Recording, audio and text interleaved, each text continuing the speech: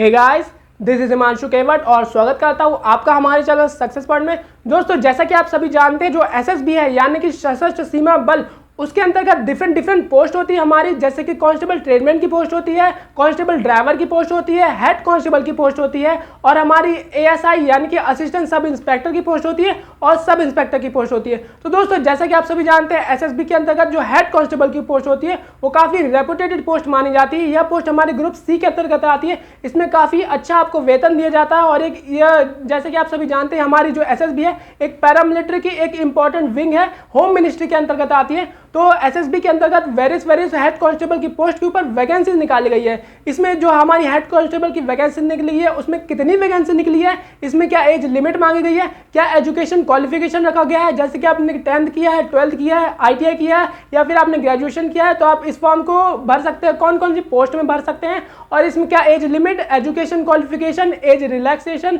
और क्या सिलेबस को आपको कवर करना पड़ेगा। और मोस्ट इंपॉर्टेंट थिंग, इसमें जो फिजिकल रखा गया है वो उसमें क्या क्या चीज़ें रखी गई हैं, कितनी इसमें रनिंग रखी गई है, कितने समय में रखी गई है, मेल है फीमेल है, उसके लिए क्या क्या रनिंग रखी गई है।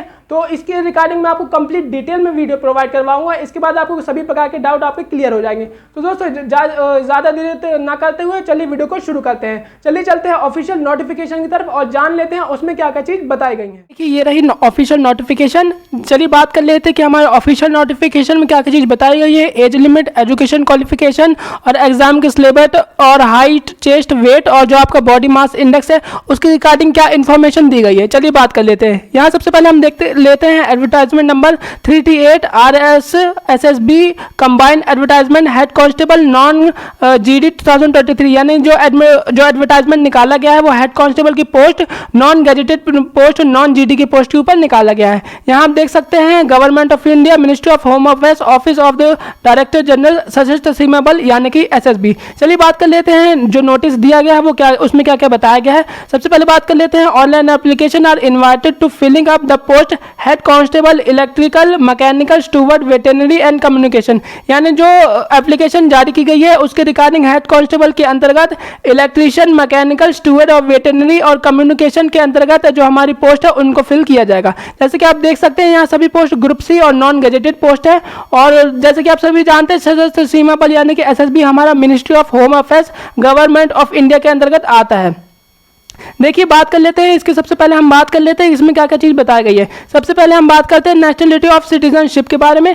जैसे कि आप हेड कांस्टेबल हैं, आप उसके अंतर्गत हमारी इलेक्ट्रीशियन, मैकेनिकल, वेटरनरी और कम्युनिकेशन की जो पोस्ट आती है उसके अंतर्गत आपको इंडिया का सिटीजन और या फिर आप नेपाल या फिर भूटान के सिटीजन हैं तो आप इस फॉर्म को इजीली भर सकते हैं। या फिर आपको जो for the head constable steward की जो पोस्ट है उसके लिए आपको केवल इंडिया का ही होना आवश्यक है। यदि आप नेपाल और भूटान से बिलोंग करेंगे तब आप इस फॉर्म को नहीं भर पाएंगे। यह केवल हेड कांस्टेबल स्टूवर्ड की पोस्ट के लिए है। लेकिन अगर आप head constable electrical, mechanical, veterinary की पोस्ट के लिए भरना चाहते हैं तो आपका इंडिया, भूटान और नेपाल से हैं तो आप इस फॉर्म को इजीली भर सकते हैं। चलिए बात कर लेते हैं वैकेंसीज के बारे में कि इसके अंतर्गत कितनी वैकेंसी रखी गई।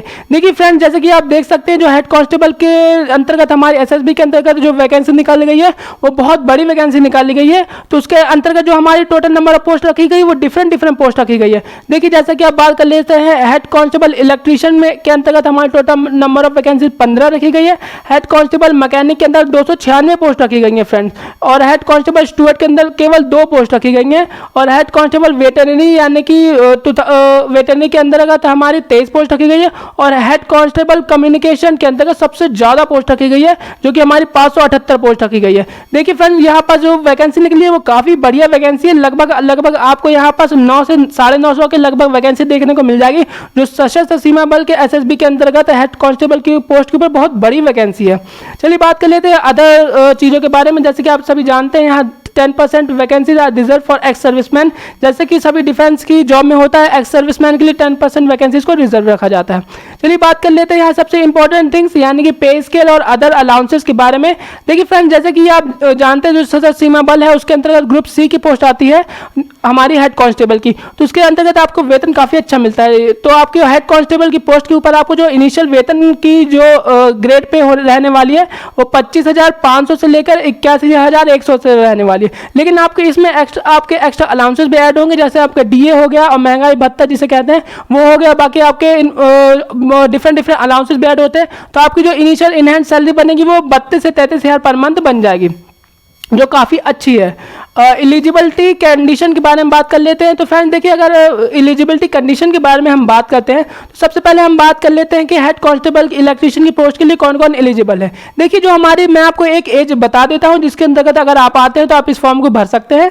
देखिए, हेड कांस्टेबल की पोस्ट के लिए आपको मिनिमम 18 साल, मैं जनरल की बता रहा हूँ, आपको मिनिमम 18 साल, और अगर आप मैक्सिमम 25 साल हैं तो आप इस फॉर्म को भर सकते हैं। सभी पोस्ट के लिए आप इस फॉर्म को भर सकते हैं। बाकी सभी पोस्ट के लिए डिफरेंट कैटेगरी और क्राइटेरिया रखा गया है, जैसे कि हेड कांस्टेबल के लिए मिनिमम 18 और हेड कांस्टेबल मैकेनिक के लिए मिनिमम 21, और अगर मेजरली बात करें तो मिनिमम 18 साल रखा गया है, लेकिन हेड कांस्टेबल मैकेनिक के लिए बस 21 साल रखा गया है। चलिए बात कर लेते हैं इसकी जो एजुकेशन क्वालिफिकेशन है वो क्या रखी गई है। देखिए फ्रेंड्स, इसकी एजुकेशन क्वालिफिकेशन बहुत ही अच्छी रखी गई है। जैसे कि आपने सिंपली 10th पास करके रखा है तब आप इस फॉर्म को भर सकते हैं, आपको किसी प्रकार की दिक्कत नहीं आएगी। यानी कि आपके पास मैट्रिकुलेशन का सर्टिफिकेट है तब आप इस फॉर्म को इजीली भर सकते हैं। यदि और अगर ये आपके पास किसी प्रकार का इलेक्ट्रीशियन में ITI या फिर अदर जो 2 साल का डिप्लोमा होता है वो आपने किया तब तो बहुत बढ़िया हो जाएगा, आपको सिलेक्शन लेने में और भी ज़्यादा काफ़ी आसानी होगी। जैसे कि आप यहाँ पर देख सकते हैं 2 year diploma for recognise industrial institute training in the respective trade in the similar trade. यानी कि जो आपके पास जिस ट्रेड के लिए आप फॉर्म भर रहे हैं, जैसे कि आप इलेक्ट्रीशियन मान लीजिए तो आपके पास इलेक्ट्रीशियन का ITI का डिप्लोमा होना चाहिए, तब आप उस फॉर्म के लिए एलिजिबल हो जाएंगे। चलिए बात कर लेते हैं और इम्पोर्टेंट थिंग्स के बारे में। देखिए फ्रेंड्स, सबसे यहाँ पास जो हमारा एज रिलैक्सेशन का फैक्टर है सबसे इम्पोर्टेंट रहने वाला है। देखिए, जो एज रिलैक्सेशन दिया गया है वो सबसे जैसे कि आप जानते हैं जो अदर सेंट्रल गवर्नमेंट की वैकेंसीज है उसमें जो एज रिलैक्सेशन दिया जाता है वही एज रिलैक्सेशन इसमें भी दिया गया है। जैसे कि आप SC ST से बिलोंग करते हैं तो मिनिमम 5 साल का एज रिलैक्सेशन, OBC के लिए 3 साल का, और एक्स सर्विसमैन जो हमारे एक्स सर्विसमैन के भाई लोग हैं उसके लिए एज रिलैक्सेशन हमारा 3 साल का दिया गया है। बाकी की चीज़ों के बारे में बात कर लेते हैं। यहाँ पास और भी चीज़ क्या ऑफिशियल नोटिफिकेशन में बताया गया है, जैसे कि आप यहाँ पर देख सकते हैं special instruction for ex serviceman. यहाँ एक्स सर्विसमैन के लिए जो रेगुलर आर्मी में रहे हैं या फिर एयरफोर्स में रहे हैं या फिर नेवी में रहे हैं उनके रिगार्डिंग ये इंस्ट्रक्शन दिए गए हैं, आप इन इंस्ट्रक्शन को पढ़ लीजिएगा। चलिए और नीचे आते हैं, हम बात कर लेते हैं डिस्क्वालिफिकेशन के बारे में कि आप किस किस कंडीशन से डिस्क्वालीफाई हो सकते हैं। तो यहाँ पर सबसे पहले बात कर लेते हैं who has entered into a contracted marriage with a person having a spot living, और यानी कि अगर आप मैरिड कैंडिडेट हैं तो आप इस फॉर्म को मत भरिएगा, आपको डिस्क्वालीफाई कर दिया जाएगा।